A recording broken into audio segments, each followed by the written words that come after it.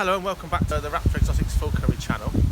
And today I want to talk to you about something that's really just starting to interest me more. Now, if you look at this pond, and you've certainly seen our pond, nature pond here, growing on the vlogs, and it's obviously an outdoor enclosure for wildlife, isn't it? That's what it is. We've made it, but it's really a naturalistic enclosure for wildlife. And obviously I really want to see those amphibians come. We know there's great crested newts around here, we know there's toads.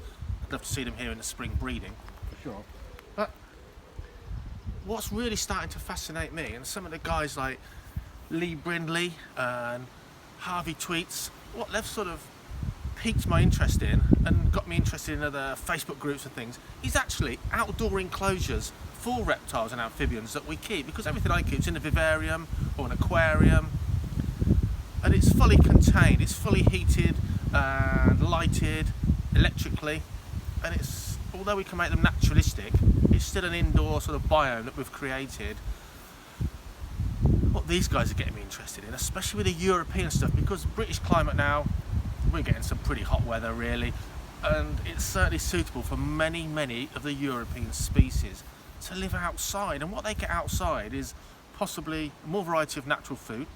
They're getting, really importantly, pure sunshine, natural ultraviolet spectrums, not an expensive bulb or fluorescent tube that's trying to recreate that for their good health.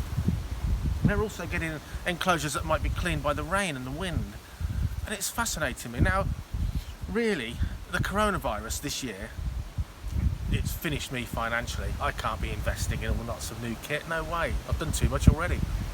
So I've started moving some of my smaller animals to outdoor enclosures, temporary ones that are still having a little bit more benefit for them.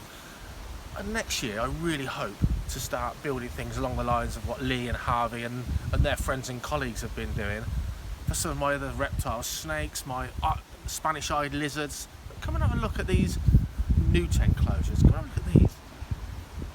So in here, it's a stack and store box with a lid on, and in there are a handful of juvenile alpine newts bred by Lee Brindley. He kindly sent them down to me, and Lee and Harvey and many others breed some superb species of European amphibians and reptiles. Really good conservationists, and they really know their stuff. These newts have spent several months living in an aquarium, all but happy enough indoors. But just by making this tiny, simplistic outdoor enclosure, they've got access to pondweed en masse, and the pondweed is growing alarmingly well because that itself is getting natural sunlight, and growing well like that is using up lots of nutrients. It's helping to clean the water really, and the lid cut out is so simple. The newts can't escape around the edges because newts are brilliant escape artists, but having this open area here and holes drilled in the side of the enclosures at the water level means in the pouring rain it's getting full-on water changes as well. So straight away you've gone from a really artificial aquarium that you've got to really manage the water quality and the filtration and things, to something in the simplest form is working much more naturally. And what it's also getting access to is all the midges and mosquitoes are treating this like a puddle or a pond. They're laying their eggs in there, and already they're getting natural food.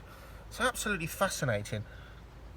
Come and check out our tortoises before I tell you more about what these guys do. Come and see the tortoise for a minute. Outdoor enclosures for European reptiles and amphibians isn't a new phenomenon. People have been keeping Mediterranean tortoises outdoors in their gardens since the 60s, 70s and before. Most of them died in those days because we didn't know much about them. And they mostly died actually for being fed too much fruit and the wrong food, and from being hibernated totally incorrectly. And that's a whole new kind of subject. But it's benefiting from natural ultraviolet in the sunshine. There's nothing we can do to replicate it as good as the real thing. We just can't. Don't get me wrong, animals such as reptiles from Europe do perfectly well in indoor, correctly managed vivaria. But here we are, our outdoor environment for our tortoises is a large paddock area with a sunken bath area, and at the moment They don't come out if it's really cold and really wet, and they go away every night. Next year, hopefully, they're going to have their own, what should we call it, hideaway or night box that they can go in at night time, choose to come and go on their own with a heated environment inside. So even on a cold day, they can come out and forage and nip back in and warm up before they get too cold. And certainly for our giant sulcata tortoise, that's going to be the only way to go from next year onwards, because she's already growing rapidly. Now, this is absolutely fantastic for me to see these guys wandering around outside. And one thing you do notice is when you start to keep animals outside in large areas, much larger than any vivarium, sometimes you realise how much they actually roam around in the daytime, how much they choose somewhere damp or somewhere shady or maybe somewhere hot and sunny. I would encourage anyone that keeps reptiles and amphibians to have a look if they've got anywhere they can build an outdoor enclosure. A greenhouse, oh my goodness, now there's something you can use because it's already heating up inside. So some of those really hot, arid reptiles from Spain, you've got a perfect environment there, and you can still regulate the temperature within.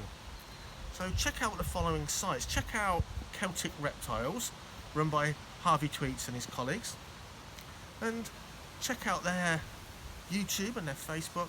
And also, if you go from there, you'll be able to find other Facebook groups dealing with building outdoor enclosures, keeping these reptiles and amphibians outdoors in the UK and Europe. But don't be fooled into thinking the United Kingdom's weather is too cold and too cloudy to keep these European reptiles and amphibians in. There's ways around it, and to be honest, global warming, if you don't believe in global warming, you've not been around very long for sure. This country, the UK, certainly where we live in the Midlands in England, we're getting much hotter conditions and much more sunshine than we ever used to. Take a look, have a think about it. I think it could be the next big thing in reptile keeping. Something, a new trend maybe, and blooming rightly so, because it's a fascinating subject and it's a whole new way to look at your reptiles and amphibians and to breed them in a naturalistic, really naturalistic environment. Check it out anyway, see what you think. Thanks for watching this one, something a bit different. Like and subscribe for more.